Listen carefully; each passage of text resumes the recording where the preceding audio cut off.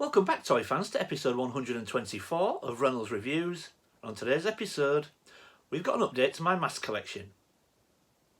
Cue the march.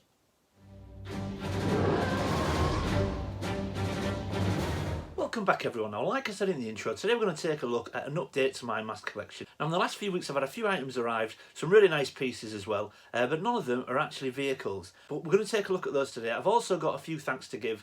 A few people have helped me out with this week's pickups. I get so much support when it comes to masks, especially from the Mask UK group, so I need to give a few thanks as well. But we're going to jump straight in, take a look at what I've picked up in a bit more detail.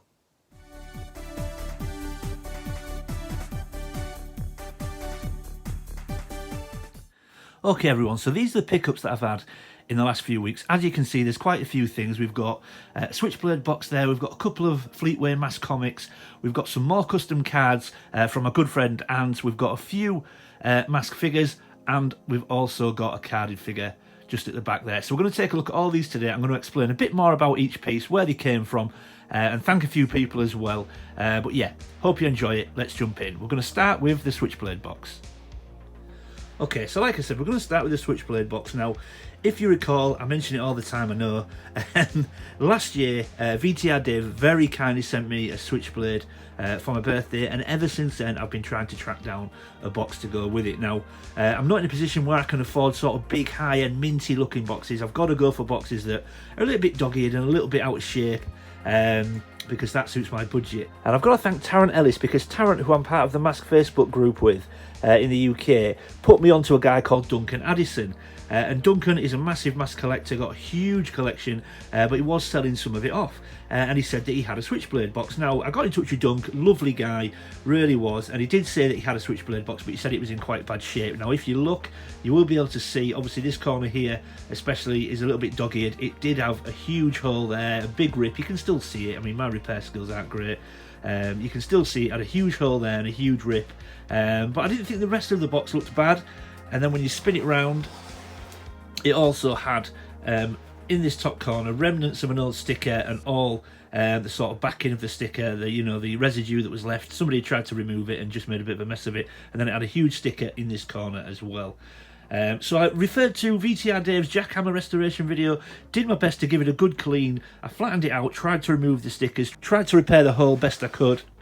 And whilst I hope you agree it's certainly not perfect, I believe it's displayable now. Obviously you can still see in this corner that it's got some damage, but it is nice and secure now, and I think it's displayable. I think the rest of the box looks really nice, and it certainly looks good on the shelf.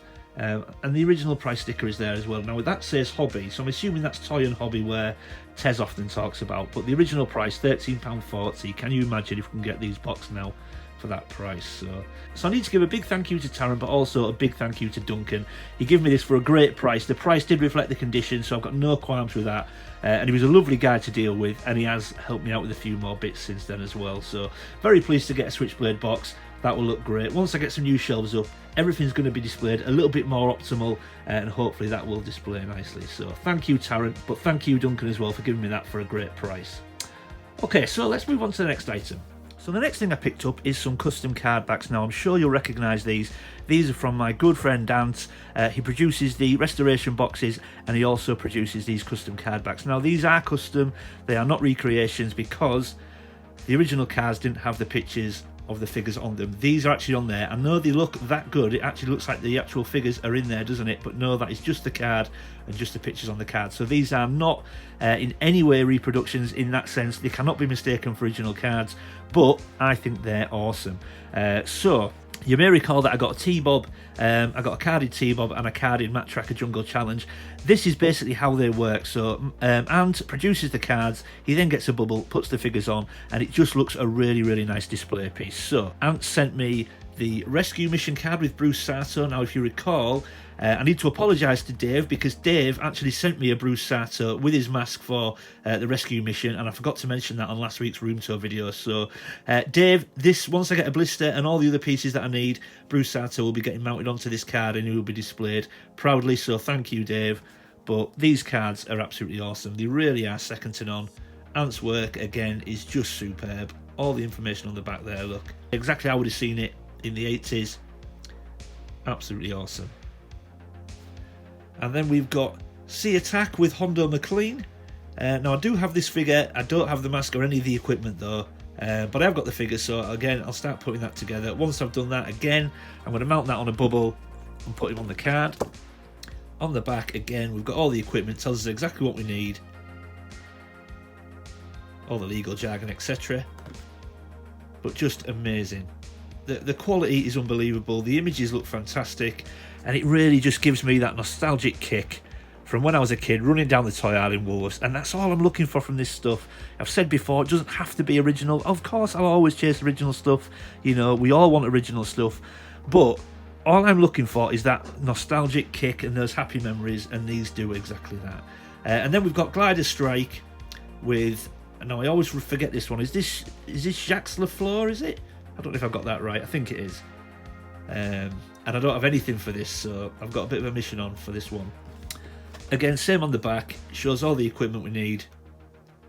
So, but I've got nothing, I don't have the figure and I don't have any equipment for this one, so I've got a bit of a task on there. Okay, so, but the idea is, like what Ant sent to me before with T-Bob and Matt Tracker in Jungle Challenge, the idea is to turn these into something like this. Now, this is the fourth card that Ant sent me, so this is Venoms Revenge, and he just sent me the card again, but as you can see, very much like the T-Bob and the Matt Tracker that he sent me a few weeks ago, what I've now done is I've put Miles Mayhem and his Venoms Revenge mask and all his equipment into a couple of old bubbles that I had and mounted them on the card. Now, as it happens, actually looking at this now, I'm actually really annoyed because I've clearly got them off centre with each other. That is far too high, so I may need to alter that one, but you get the idea. And whilst I can't afford the original carded figures, I just think this is a great alternative. And once you put them in an acrylic case, look how good they look. Yeah, that bubble is clearly too high on the left, I'm going to have to sort that out. But once you put them in an acrylic case, just such a great display piece. So that's the idea. And I just think it's a great way to display these figures. So much more cost effective for somebody like me on my budget. And I just think they look superb. So the idea is with the other three cards to do exactly the same as what I've done with this, and then put them all in a case, and again once I've got a nice big shelf for everything, display them prominently. But so pleased with that. I think it looks amazing, aside from the fact that I've got that too high, which I will sort out, but I think that display is great. Again, same on the back, shows us everything we need, all his equipment. I am just missing one red rocket, which I do need to get. However, I've mounted them on clamshells, so I can open it up and just pop one in once I get it. But yeah, I just think that looks amazing. So and good old Ant, you know, he did me a great deal on these. But yeah, thank you again, Ant. I really do love your work. Please keep doing what you're doing. Yeah, I will be back for more, without a doubt. Okay, so let's move on to the next item. Okay, so we've got some figures here now. So as you can see, we've got Buddy Hawks, we've got Alex Sector, and we've got Cliff Dagger. Now, I've made a decision that I would quite like to pick up all the first 11 series figures from Wave 1 with their short masks. Now, I believe there's 11 figures to get with the short masks. And I've got Buddy Hawks, Alex Sector, and Cliff Dagger. So I just need to thank Chris Lewis, because Chris gave me great prices from the UK Mask Facebook group on Buddy Hawks and Alex Sector with the short masks. But also Duncan Addison recently provided me with Cliff Dagger as well. So I know you all know the story about the short and long mask, why they were changed, because they were doing choking hazards. But as you can see, Buddy Hawks, the main difference is on the back. So you've got the big long piece down the back of his shoulders there, whereas on the short mask, that's not there. And of course, on the long mask, you've got the air holes, whereas on the short mask, it's nice and solid. So I'm going to try and get all 11 of these, but Hondo McLean and Miles Mayhem I think are going to be very difficult. Again, Alex Sector, so as you can see, you've got the nice short cut off at the front there, whereas on the long mask it's extended down across his chest, sort of stomach almost. And then you've got air holes in the top. And then Cliff Dagger, as you can see, again, slightly shorter on the front, not a huge amount of difference, but you can tell the difference. The main difference obviously is quite a large air hole in the top of the long mask, whereas the short mask, as you can see, it's solid. But the eyes and the mouth on the short mask are solid as well. They're actually painted on, whereas the eyes and the mouth and the piece on the chest there, they're holes, all those are holes, whereas on the short mask it's painted on. So quite easy to distinguish the two. But I love Cliff Dagger as a character, so really pleased to pick up those in short masks. Like I say, I'm going to try and get all 11. Some will be harder than others. Again, Miles Mayhem especially, and Hondo McLean's Blaster Mask. There's just so many cut-offs on the market. It's very, very difficult to determine what's cut off and what's original, because if you do a good enough job, you can do it so well that it's very, very difficult to tell. But fingers crossed, I'll pick those up as I go. But yeah, so thank you to Chris Lewis and Duncan Addison for giving me those figures at great prices. Okay, so let's move on to the final piece. And last but in certainly no way least, I've got a couple more Fleetway Mask UK comics. Now, I need to give a big shout out and big thank you to our Kev for these. You may know him better in our community as Biker Scout. Recently, I passed on some Star Destroyer playset bits for him. He needed to start working towards completing his playset. Didn't want anything for them, you know, like we all do. We all help each other out. We all pass things on. But Kev was so grateful. And he lives near a store called Nerd Base. I believe Retro Ed lives near there as well. And he knows I'm a big mask collector and knows that I'm collecting the comics. And the last time he went in, he messaged me and said, look, you know, I kind of want to do something in return for the help you gave me with the Star Destroyer playset. Now, of course, I didn't want any help, but Kev's such a nice guy. You know, I didn't want to accept anything in return, but such a lovely guy, and I think he just felt he wanted to do this. So he said the next time he would go, he would send me some pictures and what they've got. Sure enough, he did exactly that and said, look, you know, tell me what you need. If there's any I can pick you up, I will do it. And he very kindly picked me up these two. Now, I just want to say thank you, Kev, because I needed these two for my collection. I really do appreciate it. And they're not in bad condition for their age. You know, we've got number 70 there with Goliath on the front. That's just a great cover. Goliath is go. If we spin it round, we've got another picture, and it says there, racing car and truck convert to missile launcher and jet fighter. Look at that. Beautiful. So that is number 70 now into my collection. So I now only need about 13, I think. And one that I was missing that was really upsetting me, because I've got everything up to 70 now, was number 3. So we've now got a number 3. Lovely picture of Rhino on the front there. Make your own Spectrum mask. So yeah, again, you know, obviously a little bit dog-eared, but you know, these comics are sort of 35, almost 40 years old. So really pleased to get those into the collection. So thank you, Kev. I really do appreciate it. You really didn't need to do anything in return. You know, the help I gave you with the Star Destroyer was just because I wanted to help. So many people help me, and I get so much from other people. You know, the amount of support I get and gifts is just overwhelming. You know, so it's always nice to give something back. So you really didn't need to do this. However, I'm very thankful and grateful that you did. But there is a little bit of a twist to this now. The reason why I wanted number 70 specifically, now I needed it in my collection, but there is something in here that I just want to go full circle with. So you'll recall that during this video, obviously I've thanked Kev now, I've thanked Tarrant, but I've also thanked Duncan, who provided me with Short Mask Cliff Dagger and the Switchblade box. Now Dunk is a huge mask collector, but has been a massive mask fan for years, and I just want to point something out. Now I don't know how old Duncan is. I'm assuming he's a similar age to me, but he's always loved mask, and I believe he used to buy the comics as a kid, because when he was a kid, as you can see, we've got a little section here where you can send in your mask art, you can draw some pictures. Back in the day, I believe this was sort of 88 time, and if you won £5, so you could send your pictures in. If they were good enough, they would get in. Now, look at that Matt Tracker there. Can we see who sent that in? Duncan Addison from Ipswich.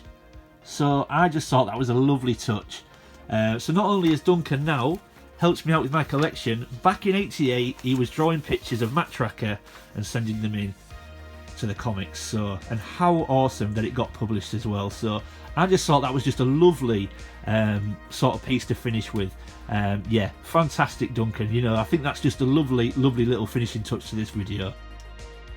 And there we go, everyone, everything back on the table, and all that is left to do is just give one final thank you to everybody involved. So huge thank you to Duncan Addison for providing me with the Switchblade box, as well as Short Mask Cliff Dagger, but also a big thank you to Tarrant Ellis for putting us in touch. If you hadn't have done that, Tarrant, I may never have picked these items up, so thank you, you guys. Huge thank you to Chris Lewis as well for providing me with Short Mask, Buddy Hawks and Alex Sector. Now that was a while ago, but I never acknowledged that, so thank you, Chris. They are amazing, and you're giving them such a good price as well. Huge thanks to Ant over at Instamask, again, for providing me with more amazing custom cards. As you can see, this is what you can do with them. They look amazing, and I intend to do that with the rest of the cards, although I am very upset with myself for that bubble. I will be sorting that out after this. And one final big shout out to our Kev, better known as Biker Scout, for providing me with these comics. Very, very generous. You know, all you guys, you know, it's amazing the amount of support that I get. You know, this community is second to none in my opinion. The amount of support and help that we offer each other, you know, and it's so selfless as well. You know, we do things without expectations of anything in return. It's amazing to be part of this this community, and long may it continue. So thank you guys. So yeah, there we go everyone. I hope you enjoyed that. If you're new to the channel, thanks for stopping by and giving me a shot. I hope you'll consider leaving a like and subscribing. And if you're one of my existing viewers and existing subscribers, I know I say it every single week everyone, but I really do appreciate all your support. Leave any comments or questions in the comment section below. I always try to read everyone's comments and get back to everybody. And as always, keep collecting. See you next time.